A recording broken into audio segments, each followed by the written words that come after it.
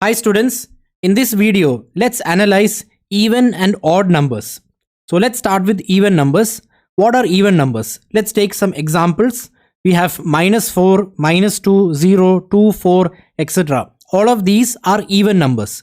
So even numbers are of the form 2x where x is any integer. Alright, so you can see that every even number will be divisible by 2. Alright, and what about odd numbers? Any number that is not even is an odd number. For example, -1, 3, 7, 9, etc. Alright, now we have established what even and odd numbers are. Now let's discuss some important properties with respect to even and odd numbers. Now let's start with three properties. Say you're adding two even numbers, you're adding two odd numbers, you're adding an odd and even number. Can you tell me whether the answer in each of these three cases will be even or odd? Now, we start with even plus even. If you add two even numbers, the answer will always be even. Let's take an example. So, for example, if I add 2 and 6, my answer is 8. 8 is even, right? If I'm adding -2 and 6, my answer is 4. The answer is even. If I'm adding -6 and 2, my answer is -4. This is also even. Right, so you can see that whenever you add two even numbers, the answer will always be even. You can also think of it in this way. I can write the first even number as 2a, right, in respect of 2x, where a is some integer, right, and the second even number could be 2b. So when you are adding them, that's 2a plus 2b, which is equal to 2 into a plus b. Again, this is also an even number because it's of the form 2x. So whenever you are adding two even numbers, your answer will always be even. Alright, let's proceed. What about whenever you add two odd numbers? Let's take some examples to understand this. So for example, two odd numbers would be 3 and 7. So when you add them, you get 10, which is even, right? Say, let's take some other example. Say 1 plus 9. So again, you get 10. If you take 3 and say 11, so 3 plus 11 is 14. This is also even. So whenever you add two odd numbers, the answer would be even. Alright. So why is that so? Because you can write any odd number as an even number plus 1. Right. So over here, let me write the first odd number as even 1 plus 1 and the second one as even 2 plus 1. So whenever you add this, even plus even is even and 1 plus 1 is 2, which is also even. So again, you get an even number. So that's just a way of thinking about it. But the best way to understand it is with the examples we have seen. Alright, so odd plus odd always gives you an even number. Now the third case that we discuss over here is odd plus even. So again, let's take some examples to understand this. Now I could take 1 and 2, right?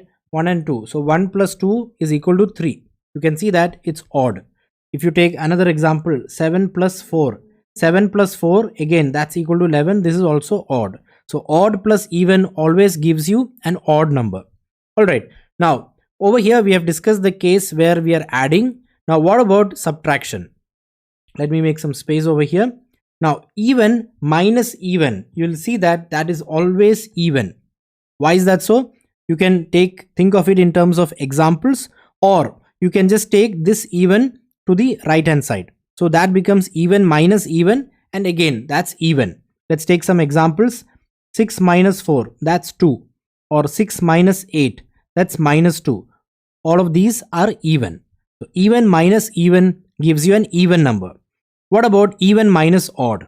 So from here you can see that even minus odd will be an odd number, right?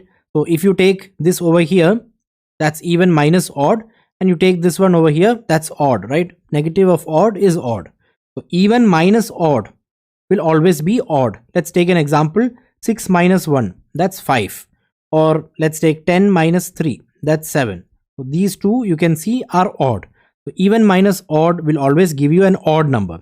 What about odd minus odd? Odd minus odd will give you an even number. Let's see that over here with an example. I have 7 minus 1, that's 6, right? Or let me take 9 minus 3, that's again 6. So all of these are even. You can also think of it in this way. If you take this minus odd to the right, it becomes odd is equal to even plus odd, which is what we have over here, right? Therefore, odd minus odd will always be even. All right. So these are some interesting properties which will be used in a lot of questions. All right. Now let's proceed and see the case where you divide an odd number with 2. So what remainder would you get? If you take an odd number, any odd number, and divide it with 2, your remainder would be 1, right? For example, 7 by 2, that gives you a remainder of 1, right? If you take minus 7 by 2, what would that be? Again, it will give you a remainder of 1. Why is that so? Minus 7 is equal to 2 into minus 4 plus 1, right? You can see that this is minus 8. Minus 8 plus 1 gives you minus 7. So you can get it as 1 always over here. Now, another interesting property is any even number will end with 0, 2, 4, 6 or 8. This is the basis on which we derive the rule for the divisibility by 2. You can see that in the section where we discuss divisibility rules. Alright, now if even numbers end with 0, 2, 4, 6 or 8, can you tell me what would be the digits with which any odd number can end? That would be 1, 3, 5, 7 or 9. Which is just the remaining digits. All right. So we have seen over here addition, we have seen subtraction, right? Now let's see multiplication. If you multiply an even and odd number, you will get an even number. Why? Because over here you have an even number. Therefore, the product over here will have 2 as a factor and hence the product will be even. Let's take an example. Say I multiply 4 and 3. So that's even into odd. That's equal to 12, which is even, right?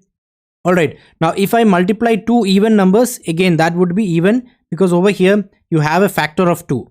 So for example, 4 into 6, that's 24, which is even, right?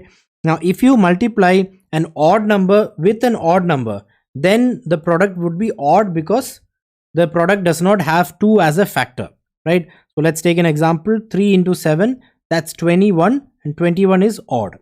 All right. So these are some interesting properties with respect to even and odd numbers that we have seen over here.